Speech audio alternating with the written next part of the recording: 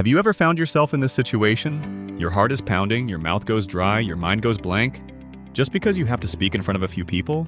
Or maybe there were times when you got angry and said something you later regretted? I've been there too, until I learned 3 soft skills that completely changed the way I communicate and control myself. In this video, I'll share with you 1. How to communicate naturally and make a good impression. 2. How to be confident when speaking in public. 3. How to control your emotions, so you can stay in charge of any situation instead of letting your emotions take over you. Before we begin, if you enjoy content about personal development and life skills, don't forget to like, subscribe, and turn on the notification bell so you won't miss any new videos. Your support means the world to me. It's the biggest motivation that keeps me creating and sharing more valuable insights every day. Part 1. Communication. It's not about talking more, but understanding better. Communication is one of the most important soft skills, yet it's often misunderstood. Many people think being good at communication means talking a lot, speaking eloquently, taking control of the conversation, and drawing attention. But in reality, effective communication isn't about how much you say, it's about how deeply you understand others. A good conversation is when both sides feel heard, respected, and understood. And to make that happen, you don't need extraordinary speaking skills or fancy words. You just need to be genuine and truly listen. Here are 3 simple principles that can transform the way you connect with people. First, make eye contact. Your eyes speak the language of attention and respect. When you look someone in the eyes, you're silently saying, "I'm here and I truly care about you." A sincere look can build more trust than 1,000 words ever could. Second, ask questions instead of talking endlessly. Everyone wants to be heard, but few people actually know how to listen. When you ask instead of tell, you give others space to open up and share. And in their stories, you learn about them, about yourself, and about how humans truly connect. Third, respond with genuine emotion. Don't try to sound clever or polished. Be honest about how you feel. Sometimes a simple, "I understand how you feel," means far more than a long piece of advice.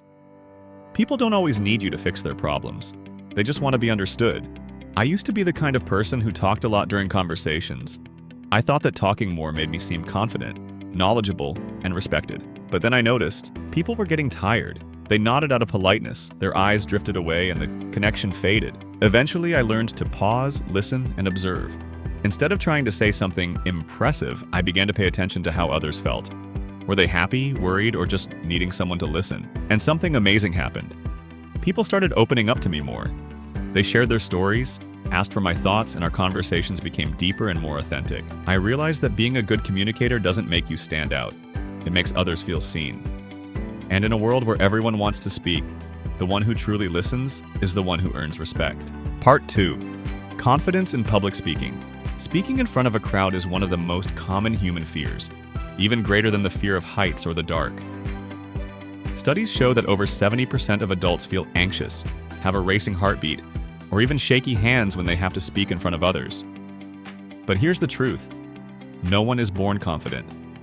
Those charismatic, natural speakers you admire today, they once stumbled, forgot their lines, and felt terrified just like you. The only difference is that they learned to practice the right way. Here are 3 simple but powerful steps to help you build real confidence in public speaking. 1. Prepare well, but don't memorize. A common mistake is trying to remember every single word of your speech. That only makes you more nervous, because once you forget a line, everything falls apart. Instead, understand your topic deeply, so well that you can talk about it naturally in your own words. Focus on key ideas, not exact sentences. When you truly grasp your message, you can improvise, tell stories, and respond to your audience confidently. Remember, your audience doesn't care if your speech is perfect. They care whether what you say is honest and meaningful. 2. Practice alone, in front of a mirror or camera. This exercise may sound simple, but it's incredibly effective. When you speak in front of a mirror, you can see your eye contact, smile, and gestures, and notice what feels natural versus forced. When you record yourself, you can replay and adjust your tone, pace, and body language. At first, it'll feel awkward, but after a few tries, you'll feel far more comfortable. Confidence is built through familiarity, and the camera is your safest training partner. 3. Focus on your audience, not yourself. Most stage fright comes from being too focused on yourself. What if they laugh at me? What if I mess up? But try flipping the mindset. You're not there to be judged. You're there to share something valuable. When you shift your focus from me to them, anxiety fades and only connection remains. You start thinking, how can I help them understand this? How can I make them feel inspired? And that's when your message truly lands. I used to be terrified of speaking in class, sweaty hands, trembling voice. But then I realized no one was waiting for me to fail. They just wanted to hear what I had to say. And when I stopped trying to perform and started to share, everything became more natural. Confidence doesn't come from speaking perfectly. It comes from having the courage to speak, even when you're not perfect yet. Part 3. Emotional control, the art of self-mastery. You can be great at communication, confident on stage, but if you can't control your emotions, you can lose it all. Because emotions are the root of every action. They shape how you respond, how you face challenges, and how others perceive you. The truth is, no one can avoid feeling angry, sad, or anxious. The problem isn't having emotions. It's whether you let them control you or you control them. Emotional mastery doesn't mean suppressing feelings or pretending to be calm. It means understanding, accepting, and redirecting them wisely. Here are 3 simple steps to train your emotional control. Step 1. Identify the emotion. When you feel irritated, stressed, or hurt, don't react immediately. Pause for 5 seconds, take a deep breath, and ask yourself, what am I really feeling right now? Once you can name your emotion, you can manage it. It's like turning on the light in a dark room. Suddenly, you can see clearly and decide what to do next. Step 2. Don't react right away. Reacting in anger almost always leads to regret. Sometimes, a single deep breath or a moment of silence is more powerful than 1,000 words. Train yourself to delay your reaction. Stay quiet for a few seconds before speaking or acting.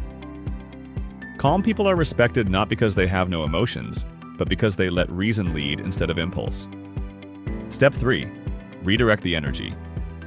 Negative emotions are still energy. If you don't release them, they'll build up and explode later. Channel them in healthy ways. Write in a journal, go for a walk, listen to music, or talk to someone you trust.